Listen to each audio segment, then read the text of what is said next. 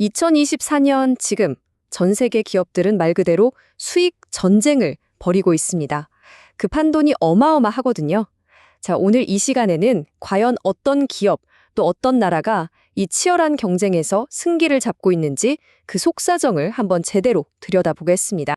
자, 이 숫자 한번 보세요. 1207억 달러. 우리 돈으로 환산하면 무려 160조 원이 넘는 돈입니다. 아니 도대체 어떤 회사가 1년 만에 이 정도의 순이익을 낼 수 있을까요? 상상이 가시나요? 정답은 바로 사우디 아람코입니다. 배럴당 3달러라는 정말 말도 안 되는 생산 비용을 무기로 압도적인 1위를 차지했죠. 그 뒤는 역시나 애플이 고마진 서비스로 바짝 쫓고 있고요. 워런 버핏의 버크셔 해서웨이가 그 다음입니다. 이 세 기업이 벌어들이는 돈 정말 어마어마하죠? 그럼 판을 좀 더 넓혀서 볼까요? 수익성 상위 50개 기업을 쫙 펼쳐보니까 결국 돈 버는 곳은 정해져 있더라고요. 금융, 에너지, 그리고 기술, 이 세 분야가 시장을 거의 독식하고 있습니다. 그러니까 어느 나라가 어떤 산업에 집중하느냐에 따라서 그 나라의 전략이 확 달라지겠구나 하는 걸 짐작해 볼 수 있겠죠. 자, 바로 이 지점부터가 오늘 이야기의 핵심입니다. 이 엄청난 숫자들 뒤에는요, 미국, 한국, 일본, 이 세 나라가 각자 구사하는 전혀 다른 성공 방정식이 숨어 있습니다. 지금부터 하나씩 파헤쳐 보겠습니다.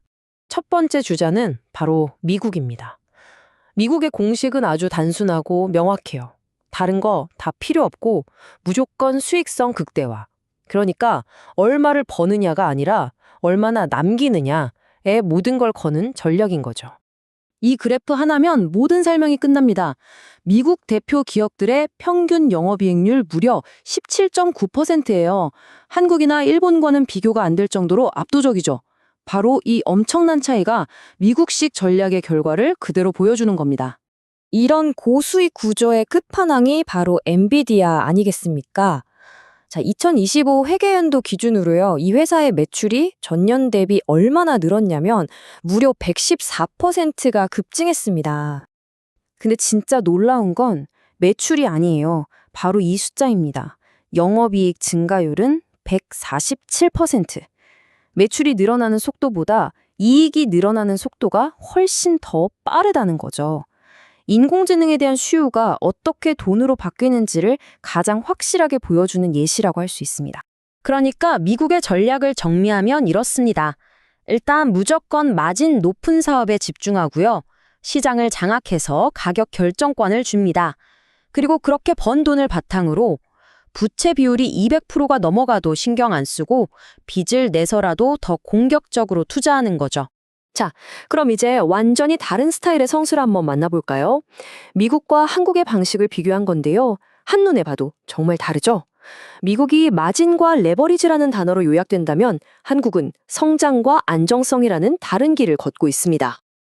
네, 바로 한국 모델입니다. 당장의 수익성보다는 일단 몸집을 키우고 시장을 선점하는 외형 성장에 집중하는 전략이죠.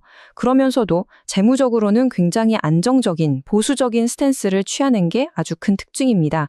이 그래프를 한번 보세요. 한국 기업들의 평균 매출 성장률이 14.0%입니다. 미국이나 일본을 그냥 압도해버리죠. 바로 이 역동성, 이 다이나믹한 성장이 한국 경제의 가장 강력한 무기라고 할 수 있습니다. 물론 이 성장이 막무가내로 이루어지는 건 아닙니다. HBM으로 다시 불붙은 반도체, 전세비에서 수주를 싹쓸이하고 있는 방산, 그리고 바이오까지 국가의 핵심 전력 산업에 성장의 에너지가 집중되고 있는 거죠. 가장 대표적인 예가 바로 삼성전자입니다. 반도체 경기가 살아나면서 투입한 자본 대비 얼마나 이익을 냈는지를 보여주는 ROE가 2023년 4%에서 2024년 9%로 2배 넘게 껑충 뛰었습니다. 이제 성장이 이익의 질적인 개선으로 이어지고 있다는 아주 긍정적인 신호라고 볼 수 있겠죠? 하지만 한국 모델에게 주어진 숙제는 명확합니다. 이렇게 폭발적으로 튀운 덩치를 어떻게 하면 좀 더 알짜배기 수익으로, 그러니까 지속 가능한 고품질 수익으로 바꿔나갈 것이냐, 이게 가장 큰 과제인 거죠. 자, 이제 마지막 선수, 일본을 만나보겠습니다. 한때는 세계 최강이었던 일본의 전통 제조업체들이 지금 어떤 상황에 놓여 있는지 그 딜레마를 한번 들여다보죠. 핵심은 간단합니다. 일본 기업들은 뼈를 깎는 구조조정으로 군살 빼고 효율을 높이는 데는 성공했어요. 그런데 그 다음이 없었습니다. 미래를 이끌어갈 새로운 성장 엔진을 만들어내지 못한 거죠. 그 결과 매출도 이익도 모두 멈춰버린 정체 상태에 빠지고 말았습니다. 자, 지금까지 세 나라의 서로 다른 전략을 살펴봤는데요. 이걸 비유로 설명하면 정말 재미있습니다. 마치 각기 다른 종류의 자동차들이 한 트랙에서 레이스를 펼치는 것 같거든요. 미국은 그야말로 경주차입니다. 고마진이라는 초강력 엔진을 달고 오직 스피드를 위해 공격적으로 질주하는 모습이죠. 반면에 한국은 SUV에 가깝습니다.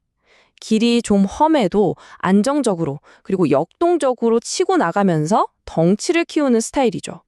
마지막으로 일본은 잘 보존된 클래식카라고 할 수 있겠네요. 튼튼하고 믿음직스럽지만 안타깝게도 속도를 내지 못하고 저단 기어에 머물러 있는 듯한 모습입니다. 그렇다면 마지막 질문은 바로 이겁니다. 인공지능이 모든 것을 바꾸고 변화의 속도가 상상을 초월하는 이 새로운 시대에 과연 이 세대의 자동차 중 어떤 모델이 미래의 레이스에서 최종 승자가 될까요? 여러분은 어떤 차에 베팅하시겠습니까?